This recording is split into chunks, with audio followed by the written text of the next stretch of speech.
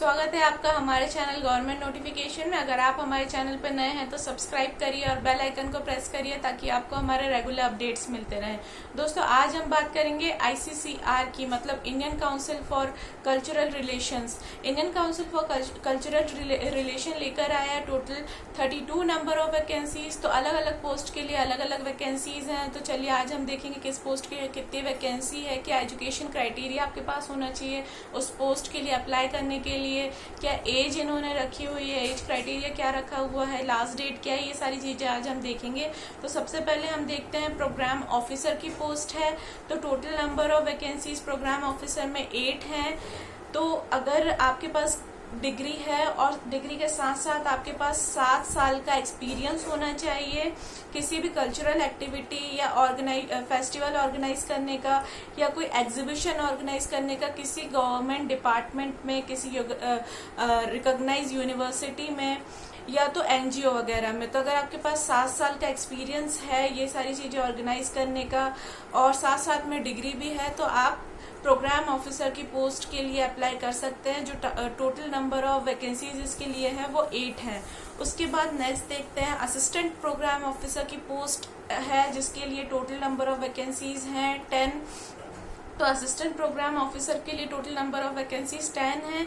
इसमें भी आपको सबसे पहले तो डिग्री चाहिए होगी और डिग्री के साथ साथ आपके पास 5 ईयर का एक्सपीरियंस होना चाहिए फेस्टिवल ऑर्गेनाइज करने का, किसी एग्जीबिशन को ऑर्गेनाइज करने का या कोई भी कल्चरल एक्टिविटीज ऑर्गेनाइज करने का, किसी रिकॉग्नाइज यूनिवर्सिटी में आपने काम किया होना चाहिए जो गवर्नमेंट या किसी गवर्नमेंट डिपार्टमेंट में या एनजीओ वगैरह अगर आपने ऐसा कुछ काम किया है तो ये एक्सपीरियंस आप लगा सकते हैं। तो जैसे कि हम देख सकते हैं डिफरेंस दोनों में कि अगर आप प्रोग्राम ऑफिसर के लिए अप्लाई करेंगे तो टोटल नंबर ऑफ वैकेंसीज जो है वो 8 होंगी और 7 ईयर का एक्सपीरियंस आपसे मांगा हुआ है। और अगर आप असिस्टेंट प्रोग्राम ऑफिसर के लिए अप्लाई करेंगे तो टोटल नंबर ऑफ वैकेंसीज 10 है और सिर्फ 5 ईयर का एक्सपीरियंस आपसे मांगा हुआ है। नेक्स्ट पोस्ट देखते हैं हम। तो नेक्स्ट पोस्ट जो है वो असिस्टेंट की है। तो असिस्टेंट की पोस्ट के लिए 7 वैकेंसीज हैं और असिस्टेंट की पोस्ट का जो एजुकेशन क्राइटेरिया वो हम देख लेते हैं। तो असिस्टेंट की पोस्ट में जो एजुकेशन क्राइटेरिया है वो आपके पास सिर्फ डिग्री होनी चाहिए किसी भी रिकॉग्नाइज यूनिवर्सिटी से। इसके अलावा कोई एक्सपीरियंस इन्होंने असिस्टेंट के लिए नहीं मांगा हुआ है। नेक्स्ट पोस्ट देखते हैं स्टेनोग्राफर की है।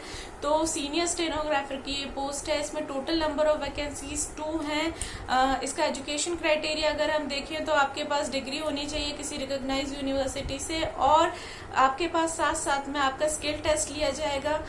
साथ ही साथ में जो है आपके पास डिप्लोमा होना चाहिए, डिप्लोमा सर्टिफिकेट कोर्स आपने किया होना चाहिए किसी रिकॉग्नाइज यूनिवर्सिटी से। और जो है 2 है टोटल नंबर ऑफ पोस्ट इसमें, वैकेंसीज इसमें स्टेनोग्राफर में। उसके बाद जूनियर स्टेनोग्राफर में देखते हैं। तो जूनियर स्टेनोग्राफर में भी टोटल नंबर ऑफ वैकेंसीज जो हैं वो 2 ही है। तो सीनियर स्टेनोग्राफर और जूनियर स्टेनोग्राफर दोनों में जो है 2-2 पोस्ट हैं, 2-2 वैकेंसीज हैं। उसके बाद अगर जूनियर स्टेनोग्राफर की हम देखें क्या एजुकेशन क्राइटेरिया इन्होंने रखा हुआ है तो 12th पास होना चाहिए कोई भी रिकॉग्नाइज बोर्ड से आपको और साथ साथ में आपका स्किल टेस्ट लिया जाएगा इसमें और साथ साथ में आपके पास डिप्लोमा कोर्स भी होना चाहिए किसी भी रिकॉग्नाइज यूनिवर्सिटी से। तो जो जूनियर स्टेनोग्राफर और सीनियर स्टेनोग्राफर इसका लगभग सेम है, बस सीनियर के लिए आपके पास डिग्री होनी चाहिए और जो जूनियर स्टेनोग्राफर की पोस्ट है उसके लिए आप सिर्फ 12th पास भी होंगे तो चल जाएगा काम। इसके बाद हम देखें तो एलडीसी के लिए एलडीसी पोस्ट के लिए है 3 नंबर ऑफ वैकेंसीज हैं इसमें। तो एलडीसी के लिए आपको जो है मैट्रिक पास होना चाहिए 12th के साथ साथ और साथ में आपकी टाइपिंग स्पीड जो है वो 35 वर्ड पर मिनट होनी चाहिए इंग्लिश में और 30 वर्ड्स पर मिनट होनी चाहिए हिंदी में। तो अगर आपके पास ये सब है तो आप एलडीसी की पोस्ट के लिए फॉर्म फिल कर सकते हैं। जो टोटल वैकेंसीज इसमें है 3 हैं। उसके बाद अगर हम एज क्राइटेरिया देखें तो अगर आप 18 से 27 ईयर के अंदर हैं या 18 से 27 ईयर के हैं तो आप जूनियर स्टेनोग्राफर या लोअर डिवीजन क्लर्क का फॉर्म एलडीसी का फॉर्म भर सकते हैं। अगर आप नहीं हैं तो आप एलडीसी और जूनियर स्टेनोग्राफर का फॉर्म नहीं भर पाएंगे अगर आपकी एज 27 से ज़्यादा होगी तो। उसके बाद 18 से 37 अगर आपकी एज है तो आप सीनियर स्टेनोग्राफर का फॉर्म भर सकते हैं। अगर आप अप टू 30 ईयर है तो आप असिस्टेंट का फॉर्म भर सकते हैं, और अगर आपकी एज 18 से 35 ईयर है तो आप प्रोग्राम ऑफिसर का भी फॉर्म भर पाएंगे। अगर आपकी एज अप टू 35 ईयर है तो आप असिस्टेंट प्रोग्राम ऑफिसर का फॉर्म भर पाएंगे। अगर 35 से ज़्यादा एज है आपकी तो आप असिस्टेंट प्रोग्राम ऑफिसर का जो फॉर्म है वो नहीं फिल कर पाएंगे। इसके बाद हम फी क्राइटेरिया देख लेते हैं। इन्होंने फी क्राइटेरिया क्या रखा हुआ है, तो अगर आप जनरल या ओबीसी कैटेगरी से हैं तो आपको 500 रुपीज़ फी पे करनी पड़ेगी इस फॉर्म को फिल करने के लिए, और अगर आप SC या ST या ऐसे अदर कैटेगरीज से हैं तो आपको 250 रुपीज़ पे करने पड़ेंगे इस फॉर्म को फिल करने के लिए। ये जो फीस है आप ऑनलाइन पे कर सकते हैं, UPI से पे कर सकते हैं, भीम से पे कर सकते हैं, अपने मास्टर कार्ड से पे कर सकते हैं। तो ये जो भुगतान है वो आप ऑनलाइन आराम से कर सकते हैं। इसके बाद इसकी हम सिलेक्शन प्रोसीजर देखेंगे कि क्या प्रोसीजर है। जब आप फॉर्म फिल करेंगे तो आपको किन किन प्रोसीजर से होकर गुजरना पड़ेगा सिलेक्ट होने के लिए। तो सबसे पहले टीयर 1 होगा, तो टीयर 1 में जो है आपका कंप्यूटर बेस्ड एग्जामिनेशन होगा जिसमें आपसे जनरल क्वेश्चंस पूछे जाएंगे। सिलेबस जो है हम आपको प्रोवाइड कराएंगे अगर आप हमसे पूछेंगे कमेंट बॉक्स में सिलेबस के लिए, क्योंकि आपका रिस्पॉन्स बहुत इंपॉर्टेंट है हमारे लिए। उसके बाद देखिए कि सेकेंड ईयर जो होगा उसमें स्किल टेस्ट आपका होगा। किसी किसी पोस्ट में जो है स्किल टेस्ट पूछा गया है तो स्किल टेस्ट आपका होगा, या टाइपिंग टेस्ट अगर है तो टाइपिंग टेस्ट होगा। स्टेनोग्राफर पोस्ट के लिए आप अगर अप्लाई करेंगे तो स्टेनोग्राफर टेस्ट आपका होगा। तो ऐसे टीयर 1 और टीयर 2 में जो है आपका एग्जाम होगा। अगर आप दोनों टीयर को अच्छे से क्वालिफाई कर लेते हैं, आपके मार्क्स अच्छे होते हैं, तो आपको ये जॉब आसानी से मिल जाएगी।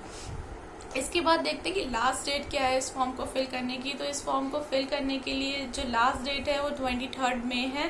तो 23 मई के पहले जो है आपको ये फॉर्म फिल करना पड़ेगा। अगर आप 23 मई के बाद ये फॉर्म फिल करेंगे तो बिल्कुल नहीं आपका फॉर्म फिल हो पाएगा। तो समय रहते आपका फॉर्म फिल करिए, समय को ध्यान में रखते हुए आपका फॉर्म फिल करिए। तो दोस्तों ये सब इसकी डिटेल थी। अगर आप फॉर्म भरना चाहते हैं तो अच्छे से सारी नोटिफिकेशन पढ़िए। ICCR पर हमने जो इम्पोर्टेंट लिंक है आपको डिस्क्रिप्शन बॉक्स में देकर रखी हुई है। साथ साथ में डिस्क्रिप्शन बॉक्स में जो है हमारे टेलीग्राम और व्हाट्सएप ग्रुप की भी लिंक दी हुई है, तो प्लीज़ उसे भी ज्वाइन करिए ताकि आपको समय समय पे अपडेट्स मिलते रहे, आपसे कोई वैकेंसी छूट ना जाए जिसके लिए आप एलिजिबल हों। तो प्लीज़ अगर आपको ये वीडियो अच्छी लगती है तो लाइक करिए, कमेंट करिए हमें कि हम आपकी किस तरह से मदद कर सकते हैं। आपको सिलेबस चाहिए या जो भी आपको हेल्प चाहिए हमसे, तो स्ट्रैटेजी चाहिए जो इस फॉर्म के लिए भरने के लिए, तो ये सारी चीज़ें जो हैं हम आपको हेल्प कर सकते हैं।